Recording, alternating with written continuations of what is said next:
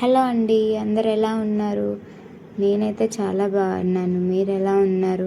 ఈరోజు వీడియో ఏంటంటే గాజుల మాల చేశాను. అది ఎవరి కోసం చేశాను, ఎందుకు చేశాను అనేది నేను ఈ వీడియోలో చెప్తాను. గాజుల మాల ఏంటి ఇప్పుడు ప్రిపేర్ చేయడం ఏంటి అనుకుంటున్నారా? లేదండి, అత్తయ్యకి అయితే ఇప్పుడు అమ్మవారికి మాల వేయాలనిపించిందంట. అందుకే నేను మాల అయితే ప్రిపేర్ చేస్తున్నాను. ఇంకా లేట్ చేయకుండా వీడియోలోకి అయితే వెళ్ళిపోదాము. నేను ఇక్కడ 2 కలర్ బ్యాంగిల్స్ అయితే తీసుకున్నాను. ఒకటి గ్రీన్, ఒకటి రెడ్ అయితే తీసుకున్నాను. ఎందుకంటే 2 కలర్ బ్యాంగిల్స్ అయితే కొంచెం బాగుంటుంది మాల చూడడానికి అని చెప్పేసి. ఇంకా గాజులు వెళ్ళడానికి సరిపడా 3 వరుసల దారం తీసుకొని కొంచెం పసుపు అయితే రాసుకుంటున్నాను. ఎందుకంటే అమ్మవారికి కదా అని చెప్పేసి పసుపు అయితే రాస్తున్నాను నేను ఇక్కడ. అత్తయ్యకి నేను ఎంత హెల్ప్ చేసినా తక్కువే అండి. ఎందుకు అంటే నాకు డెలివరీ అయినప్పుడు అమ్మ కంపల్సరీగా అవసరం కదా ఎవరికైనా కానీ. అది నాకు సిజేరియన్ జరిగింది. ఆ టైంలో ఖచ్చితంగా అమ్మ అవసరం ఉంటుంది. ఆ టైంలో మా అమ్మ నా దగ్గర లేకపోవడం వల్ల మా చిన్నత్తయ్య అయితే నన్ను అమ్మ ఎలా చూసుకుంటుందో అలా అయితే చూసుకుంది. హాస్పిటల్లో కానీ ఇంటికి వచ్చాక బేబీని కానీ నన్ను కానీ ఎంత జాగ్రత్తగా చూసుకుందంటే అంత జాగ్రత్తగా చూసుకుంది. దారానికి పసుపు రాసుకోవడం అయిపోయాక గాజు తీసుకొని ఒక రౌండ్ చుట్టేసి ఇలా 3 అయితే వేసుకోవాలి. ఫస్ట్ గాజు అయిపోయాక నేను సెకండ్ గ్రీన్ అయితే తీసుకున్నాను. జస్ట్ అట్లా రౌండ్ తిప్పేసుకుంటే సరిపోతుంది.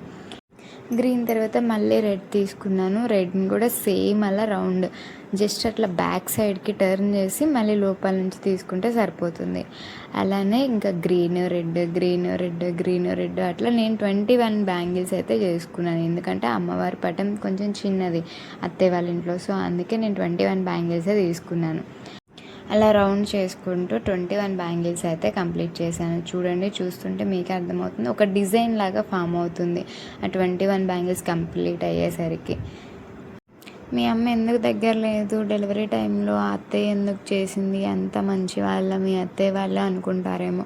అవునండి, మా అత్తయ్య వాళ్ళు చాలా మంచి వాళ్ళు. మా అత్తయ్య వాళ్ళ చెల్లె చిన్న అత్తయ్య అని నేను చెప్తూ ఉంటాను కదా, ఆ అత్తయ్యకి ఇప్పుడు నేను బ్యాంగిల్స్ అయితే చేస్తున్నాను. అమ్మవారి పూజలు చాలా బాగా చేస్తుంది చిన్న అత్తయ్య అయితే. మా అమ్మ వాళ్ళని ఎందుకు రారు అంటే నాది లవ్ మ్యారేజ్, సో అందుకే మా పేరెంట్స్ అయితే నా దగ్గర ఉండరు. 5 years అవుతుంది నాకు మ్యారేజ్ అయ్యి. అయినా కానీ మా పేరెంట్స్ అయితే నాతో మాట్లాడట్లేదు ఇప్పటికీ కూడా. వీళ్ళే అన్నీ చూసుకుంటారు. నా శ్రీమంతం కానీ నా డెలివరీ టైంలో కానీ అన్నీ కూడా వీళ్ళే నాకు దగ్గర ఉండి చేశారు అన్నీ కూడా. ముందు ముందు మా లవ్ స్టోరీ ఎలా ఉంటుంది, ఎలా జరిగింది, అసలు ఎందుకు ఇంకా మా పేరెంట్స్ రాలేదు 5 years అవుతున్నా అని ముందు ముందు వీడియోస్లో అయితే మీతో షేర్ చేసుకుంటాను నేను. మా చిన్న అత్తయ్యకి ఒక కూతురు ఉంది. ఆ కూతుర్ని ఎంతైతే కేరింగ్గా తీసుకొని అలా చూసుకుంటుందో నాకు కూడా సేమ్ కేరింగ్ చూపిస్తుంది నా పైన అయితే. మన లైఫ్లోనే చాలా ముఖ్యమైనవి ప్రెగ్నెన్సీ డెలివరీ అనేవి. నాకైతే ఈ ప్రెగ్నెన్సీ డెలివరీ అనేవి అయితే ఈ లైఫ్లో ఎప్పటికీ నేను మర్చిపోలేని జ్ఞాపకాలను అయితే ఇచ్చింది. నా పేరెంట్స్ లేరు అని ఒక బాధ, ఇంకొక పక్క అయితే వీళ్ళు నన్ను ఇంత హ్యాపీగా చూసుకుంటున్నారు అనే ఒక హ్యాపీనెస్. మేమైతే మా అత్తయ్యతో కానీ మా చిన్న అత్తయ్యతో కానీ ఎప్పుడో నేను అత్త కూడా లాగైతే మేము బిహేవ్ చేయము. ఎప్పుడో ఒక ఫ్రెండ్లీనెస్తో ఉంటారు వాళ్ళు కూడా నాతో. అలానే నేను కూడా వాళ్ళతో ఒక కూతురు లాగానే ఉంటాను.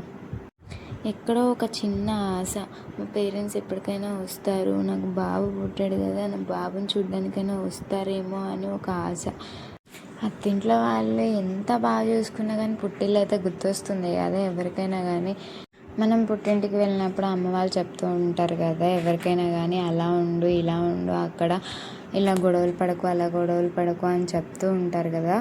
నాకైతే చిన్న అత్తయ్య అన్నీ కూడా మ్యారేజ్ అయిన దగ్గర నుంచి కూడా ఇక్కడ ఇలా ఉండు అలా ఉండు అని చెప్తూ ఉండేది. అమ్మ ఎలా అయితే మనకి ఎలా కేరింగ్ తీసుకుంటుందో ఇక్కడ నాకు చిన్న అత్తయ్య అయితే అలానే కేరింగ్ తీసుకొని చూసుకుంటుంది. అందుకే నేనైతే ఈ హెల్ప్ చేయాలనుకున్న అత్తయ్యకి. నన్ను చాలా రోజుల నుంచి అడుగుతుంది బ్యాంగిల్స్ చేసి ఇవ్వ అమ్మవారికి అని చెప్పేసి. నాకే టైం కుదరక నేనైతే అమ్మవారికి చేసి ఇవ్వలేకపోయాను. అందుకే ఈ వీక్ అయితే చేసిద్దామని గట్టిగా ఫిక్స్ అయ్యాను. ఇలా 21 బ్యాంగిల్స్ కూడా 1 by 1 రౌండ్ చుట్టుకుంటూ రావాలని చెప్పాను కదా. కంప్లీట్ అయిపోయాక లాస్ట్ బ్యాంగిల్కి కూడా మనం ఫస్ట్ బ్యాంగిల్కి అయితే ఎలా 3 వేసామో లాస్ట్ బ్యాంగిల్కి కూడా అలానే 3 వేసుకోవాలి. అంతే, సింపుల్గా అయిపోతుంది. నేనైతే నేనైతే ఇక్కడ 21 బ్యాంగిల్స్‌దే తీసుకున్నానని చెప్పాను కదా! మీరు ఎంత పెద్ద ఫోటోకైనా కానీ సేమ్ ప్రాసెస్ మనం చేసుకోవచ్చు. ఎన్ని కలర్ బ్యాంగిల్స్ అయినా తీసుకోవచ్చు. ఒక డిజైన్ లాగా ఫామ్ అవుతుంది చూడండి. కానీ ఒక్కటే మెయిన్ థింగ్ ఏంటంటే ఫస్ట్ బ్యాంగిల్స్కి ముడి వేసినప్పుడు అండ్ లాస్ట్ బ్యాంగిల్కి కూడా అంతే ముడి వేసుకోవాలి. మధ్యలో ఎక్కడ మనం ముడి వేయాల్సిన అవసరమే లేదు. సింపుల్గా అయిపోతుంది.